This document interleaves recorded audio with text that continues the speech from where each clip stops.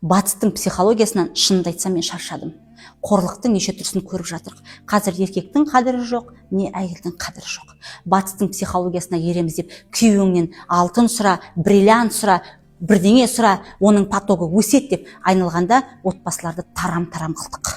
Дәл қазір қабілеті жоқ адамнан бәрін сұрай бергеннен қаяқтан табады? Оның қараптан қарап білім алмаса, сауатын ашпаса, ақшалай потогы өсіп кетпейді. Оның ортасында қаншама бала қалып жатыр. Айналып келгенде батыстың психологиясын дәріптейміз деп не болып жатыр?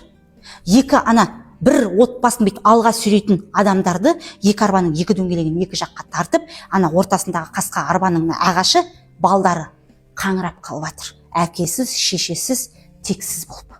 Мен осыған жаным қатты ашиды.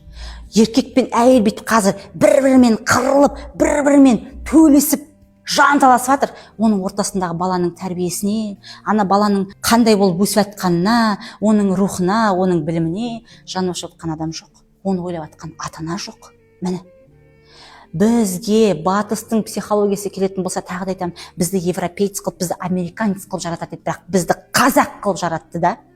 Біздің тектілігіміз, біздің мінезімізде, әйелдің даналығында, еркектің батырлығында, оны ата-ана бермесе, оны әйел бермесе, тәрбиені, оны әкесі бермесе, кім береді? Біздің қазіргі ұрпақтарға осылай батыстың психологиясын дәріптей беретін болсақ, қазақ деген ел қалмайды бір күні. Мышление, шекара, поток деп отырамыз. Қаяқтағы шекара? Не үшін сен еркектің қабырғасынан жаратылғаныңды білесің бе? Жаратушыдан саған қандай миссия берілгенін білесің бе?